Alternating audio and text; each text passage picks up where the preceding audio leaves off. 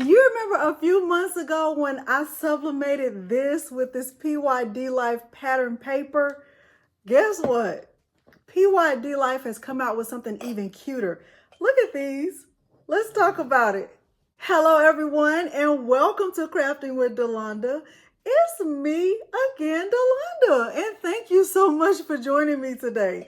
This is just the cutest little shot glass that I've ever seen in my entire life, and I just love it so much.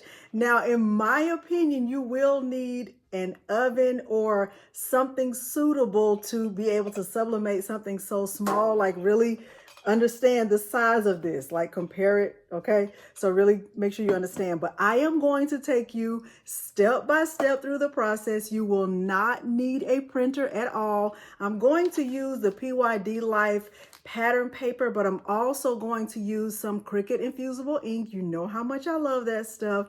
At the end of this video, if you find it helpful, please consider liking the video, subscribing to my channel, and turning on the bell for notifications because I do upload new content every single week. Now, without further ado, let's look at all of the materials that I'm going to use for this project. Let's get started. The materials I'm using for this project include my PYDLIFE 12-liter sublimation oven, PYDLIFE double wall stainless steel sublimation shot glasses. They come in a 12-pack and they do come in individual boxes with a straw. I'm going to sublimate 4 of them in this tutorial. I'm using some of the PYDLIFE Sublimation Pattern paper. I'm using purple leopard and blue zebra, heat-resistant gloves. I'm also going to use a heat blower and shrink wrap, and I'm going to use some Cricut Infusible Ink, and I'll use my Cricut Explore Air 2 to cut the infusible ink. And the designs that I'm using will be downloaded from Creative Fabrica. They will be linked below the video. Now, without further ado, let's head over to the computer so that I can show you how I'm going to size the designs to fit nicely on the shot glasses. I am on the Creative Fabrica website, and if you have not taken advantage of their Black Friday special, which is $47 annually for their membership, it is a fantastic deal. I actually added 2 years on to my membership. It is billed one time and I'm good to go for the next 2 years. For this tutorial, I downloaded this file right here that's called Shot Glasses Quotes SVG. I clicked download and then I went to the top right corner of my computer and I clicked extract. I clicked browse, and I am going to save this file or extract it somewhere on my computer so that I will be able to access it when I need it. Now I am in Cricut Design Space and I am connected to my Cricut Explore Air 2. What I'll do is start to upload the files that I plan to use in this tutorial. I'm going to navigate to where I have the shot glasses SVG saved. They are in my Creative Fabrica files folder. And what I'm going to do is upload 4 files from that bundle.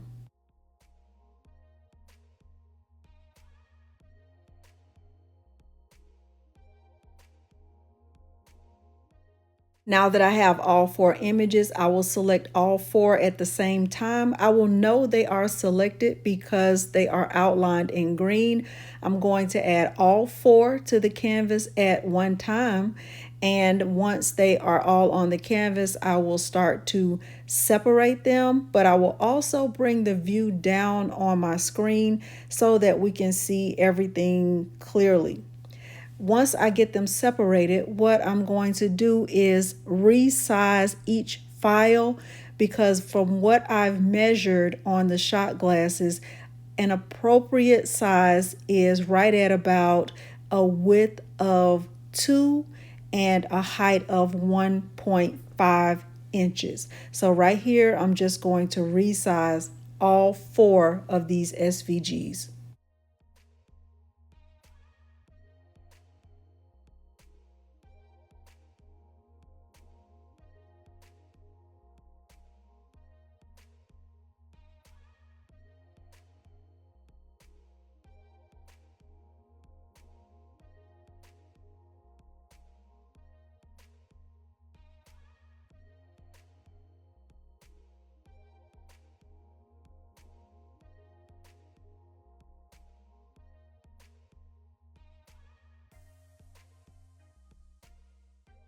Now that they have all been resized, I am going to make sure they are all welded, and I will click Make.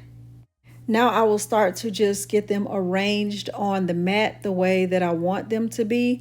And what I'm thinking I'm going to do is just rearrange them so that I can have one color of infusible ink on one line and a second color on a separate line.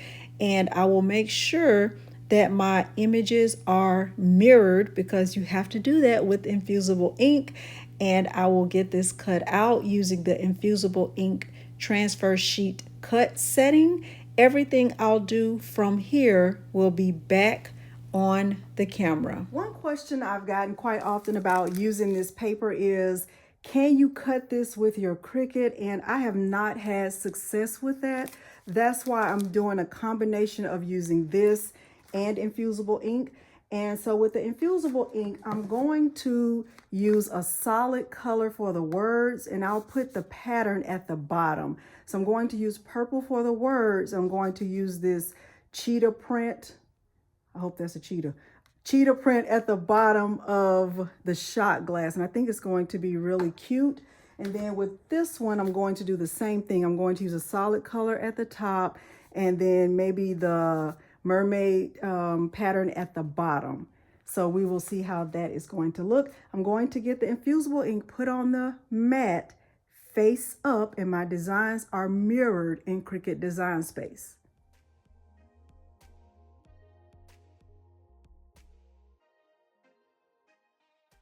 Now I am going to do my best to weed away the infusible ink from the backing. And this is going to be somewhat of a task because I've never weeded anything so small, and infusible ink is, I would say, not the easiest thing to weed. So I'm going to start out using my fingers, and as the designs get more intricate, I will bring in my weeding tool to help me with this, but I will not bore you with this. I will definitely speed this part up.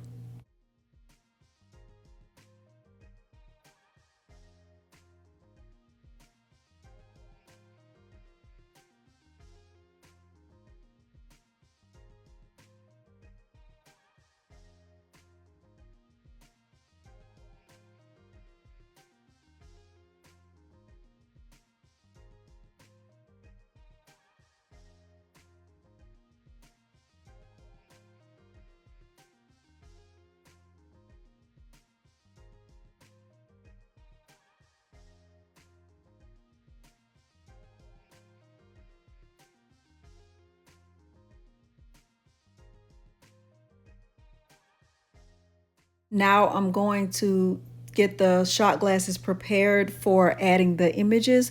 So they all come with a lid and a straw. I'm going to remove the lid from each shot glass, and then I will start to add the top part of the infusible ink, which is the words. Once I started adding the images, I realized it would be better if I cut away the excess adhesive from the infusible ink. So I did that first, and then I started to add the image to the top of the shot glass, and I was putting it on there as straight as I could. I feel like I should have kept some of the adhesive, but I started to use Cricut heat resistant tape to keep the design in place, and I just followed this same process for all 4 of the shot glasses that I was using infusible ink on.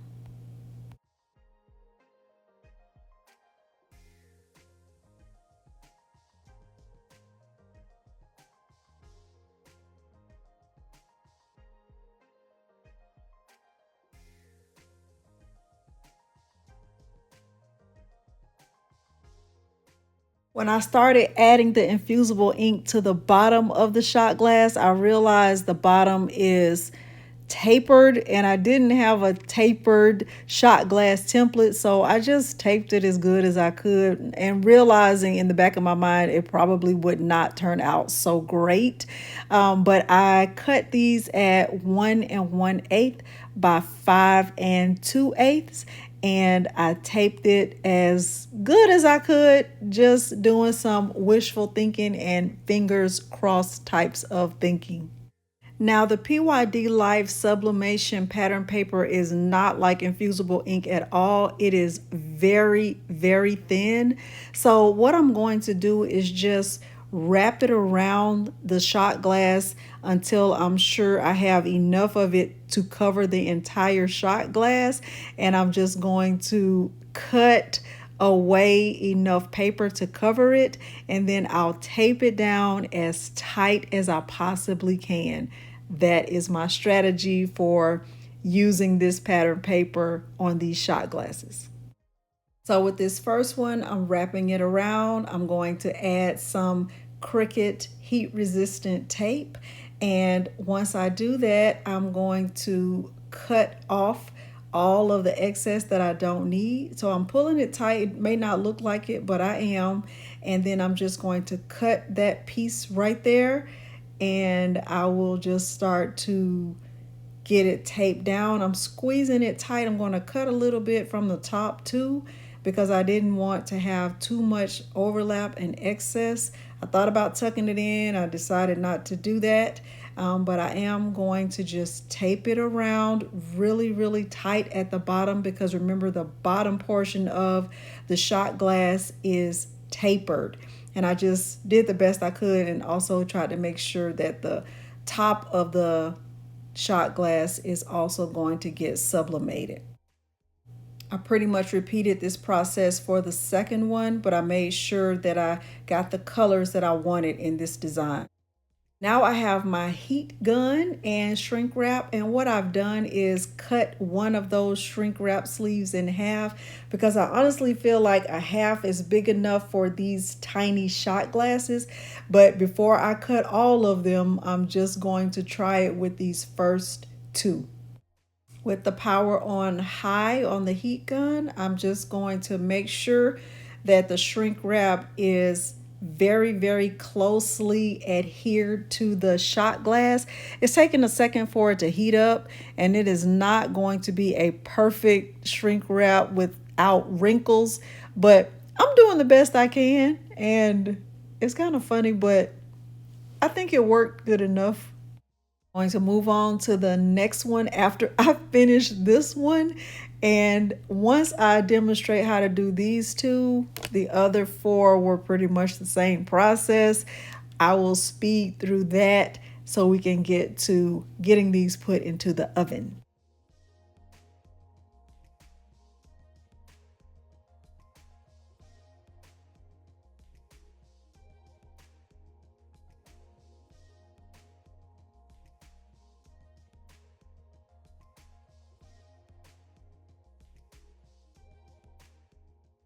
The recommended time and temperature for sublimating these shot glasses is 355 degrees Fahrenheit for 6 minutes, and right now the oven is heating up.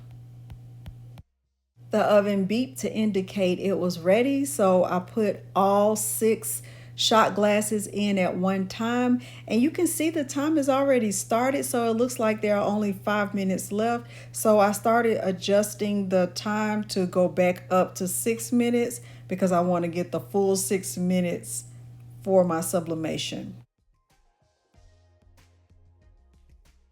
While I'm waiting for the oven to finish, you can see that I have my Cricut heat resistant mat and a weeding tool ready. And as soon as it finishes, I'm going to quickly remove the shot glasses so that I can start to remove the shrink wrap. It's better to remove the shrink wrap while the product is still hot, because once it starts to cool down, it's hard to remove the shrink wrap. I am going to quickly remove all of this shrink wrap, and I'm definitely not going to bore you with this because it took a while. The shrink wrap felt a little bit crinkly, like crispy. I've never experienced that before, but I did get it all removed, and I was pleasantly surprised with some of them. You can see the warp at the bottom. I did not do a good job, but you will get a chance to see all of these up close after I finish unwrapping all of them and get my mess cleaned up.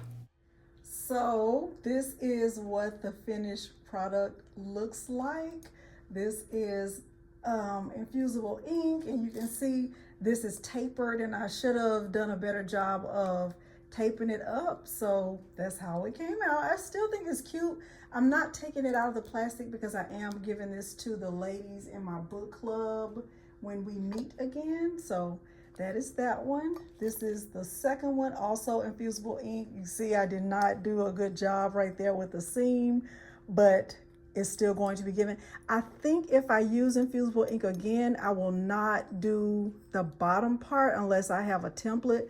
I will just do the top portion, or I'll just cover the top portion with the print and maybe put the words at the bottom, but haven't decided. I know I won't do it like this again. This is the also infusible ink. So alcohol goes in, wisdom comes out.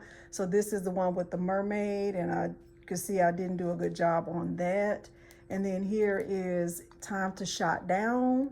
So I got some ghosting right there. I think this was the one that I didn't cover completely with the shrink wrap. But I still think it's cute. This one doesn't have any of the green and the mermaid pattern. So if I were to do it again, I would make sure I had some green or use a different color for the words to complement the mermaid pattern. This is the PYDLIFE Sublimation paper. And I think this one came out really cute. I think this is probably my favorite one. Remember, with any of these, you don't need any printer. You didn't see me use a printer at all. I actually think this one is my favorite. I think it's really, really cute. And this one was also the PYDLIFE paper. So you can see this is where I taped it. But I still think this one is cute. And I think I like this one and this one the best. I think I would have loved these other ones without this bottom pattern. Let me know what you think down in the comments. I am open to your constructive criticism. Hopefully you have found this tutorial helpful. If you did, please consider liking the video, subscribing to my channel, and turning on the bell for notifications, because I do upload new content every single week. Thank you so much for joining me today, and thanks for watching.